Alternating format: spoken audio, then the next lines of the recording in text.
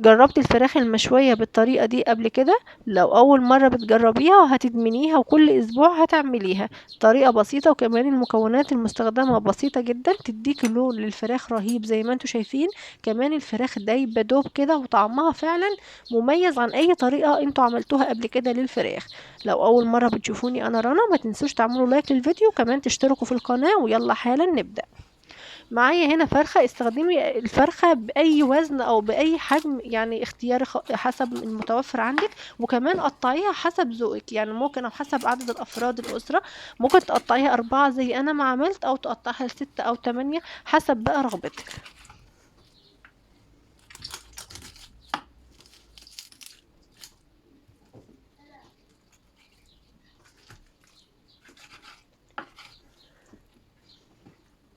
بعد ما قطعتها ال4 هبدأ إن أنا أغسلها تاني أو أشطفها كويس.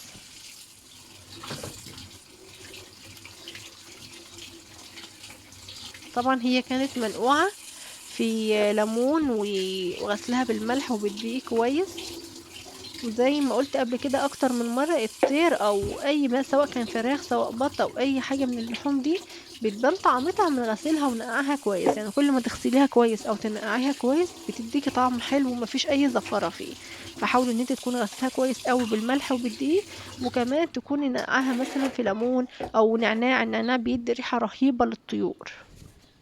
بعد كده هنجهز التتبيلة بتاعتنا. عيشي بقى حياتك في التوابل، حطي كل التوابل الموجودة عندك. انا هنا حطيت توابل لحمة، ملح، توم باودر، بصل باودر، بابريكا وفلفل اسود. من كل حاجة من دي نص معلقة. اما الملح ظبطي حسب ذوقك. ضفت كمان حوالي 3 معالق كبار من الصلصة. وهضيف هنا معلقة كبيرة من دبس الرمان. على فكرة دبس الرمان اختياري يا جماعة، لو مش موجود عندك في البيت تقدري تستغنى عنه تماما. كمان هضيف معلقة من الخل الأبيض اللي هو الخل العادي اللي احنا بنستخدمه دايما، ومعلقتين زيت بس. هقلب بقى الخلطة دي كلها كده كويس مع بعضها. عايزة اقولك ان التتبيلة دي يا جماعة بتدي لون للفراخ وطعم فظيع.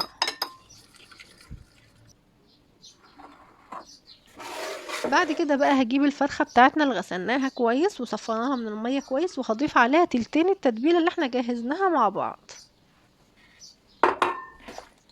هتبل كده الفراخ فيها. يا سلام بقى لو تتبليها وتسيبيها كده لمدة نص ساعة ولا حاجة، عايزة اقولك بتكون رهيبة. لكن لو مستعجلة زي حالاتي زي انا ما عملت، بصراحة كنت مستعجلة عايزة اجهز الصينية. بس هقولك بقى انا عملت فيها ايه بعد ما جهزتها. هنا بقى زي ما قلت لكم في بداية الفيديو، المكونات اللي انا مستخدماها في الوصفة دي بسيطة جدا. انا استخدمت هنا بس 4 حبات من البطاطس و2 حبة من البصل وقرن شطة واحد بس. هو ده كل الخضار اللي انا هضيفه على الفراخ في المشوية في وصفة النهاردة. على فكرة ممكن تزودي اي خضار انت حباه، يعني ممكن تزودي كوسة، ممكن تزودي جزر، ممكن تزودي بسلة، اي خضار انت عايزة تضيفيه هنا ممكن تضيفيه. لكن انا حبيت ان انا اعمل صينية بسيطة كده ما فيهاش يعني ايه حاجات كتيرة او مكونات كتيرة. يعني في نهاية الاسبوع كده لو عايزة تعملي فرخة مشوية او تعملي اكلة كده يكون طعمها حلو ومشبعة، وكمان زي ما بنقوله كده مغمسة نفسها، يعني ما تحتاجيش تعملي حاجة جنبها، يبقى هي الوصفة دي 4 حبات بطاطس وبصلتين وخلاص الوصفة بقت جاهزة. واي توابل موجوده عندك. هتقولوا انت حاطه توابل كتير، لا على فكره هي مش كتير ولا حاجه. بس عامه هنا بتعيشي حياتك اختياري، يعني ممكن لو تكتفي بشويه توابل لحمه وشويه فلفل اسود مع معلقتين الصلصه وخلاص على كده. لكن التوابل يا جماعه زي دايما ما بقول التوابل بتعزز النكهه او بتدي نكهه وريحه كده للاكل اللي بتكون حلو. لكن مش شرط ان نوع معين من التوابل مش موجود عندك يبقى خلاص الاكل هتكون باظت، لا. هو التوابل كده بتعزز من الطعم. قطعت البطاطس شرائح والقرن الشطة او الفلفل شرائح، والبصل برضو هقطعه شرائح كده. على فكرة ممكن كمان لو عايزة تضيفي فلفل الوان يا سلام تبقى حلوة برضو.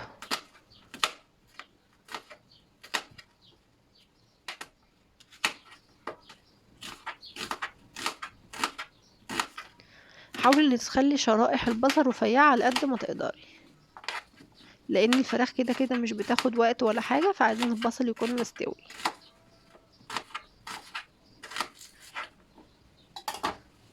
بعد كده بقى هجيب كده الخضار اللي انا عملته او اللي انا قطعته كله واحطه في بولة، وهنزل عليه بالتلت اللي فاضل من التتبيلة اللي احنا عملناها، وهلف عليه، هلفه كده او اغلف كل الخضار بالتتبيلة دي.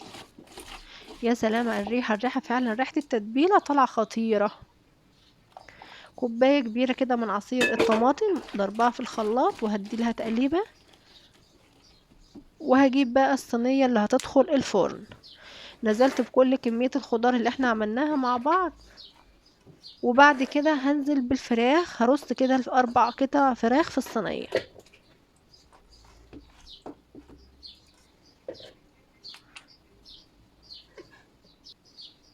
دي رجول الفراخ، بما اننا ستات بيت اقتصادية فمستحيل نرمي اي حاجة من الفرخة. باقي التتبيلة بقى اللي هتتبقى في البولة هنزل بيها برضو على وش الفراخ كده. احنا مش بنهدر حاجة يا جماعة ولا بنرمي حاجة، كل حاجة بنستفيد منها. بعد كده بقى هجيب ورقة زبدة وهجيب ورق فويل وهبدأ ان انا اغلف الصينية. وخلوا البساط احمر يا جماعة، لا ورق زبدة ولا فويل ولا حاجة، غطا حلة كده وحطوها على الصينية ودخلوها الفرن. لكن انا عشان كنت هعملها في الفرن الفلاحي فحبيت ان انا ايه يعني تكون محكمة كده عشان مفيش اي حاجة تدخل فيها، وكمان بما اننا بنصور يعني عشان نظهر بشكل شيك شوية. بس هو على فكرة عادي اي غطا حلة هيمشي يعني الكلام.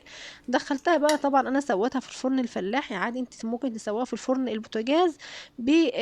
تسخني الفرن كويس وتطفي من فوق تولعي من تحت بس لحد ما تستوي، وبعدين تشغلي من فوق تحمريها من على الجنبين، وكده بتكون فراخ جاهزة مستوية. وبص ريحتها يا جماعة قلبة كل الشارع. اتمنى ان الفيديو بتاعي يكون عجبكم وتكونوا استفدتوا منه. ما تنسوش تعملوا لايك للفيديو، تشتركوا في القناة، فعلوا الجرس، اختاروا الكل، ويا ريت تسيبوا لي رايكم في كومنت. هسيبكم في رعاية الله.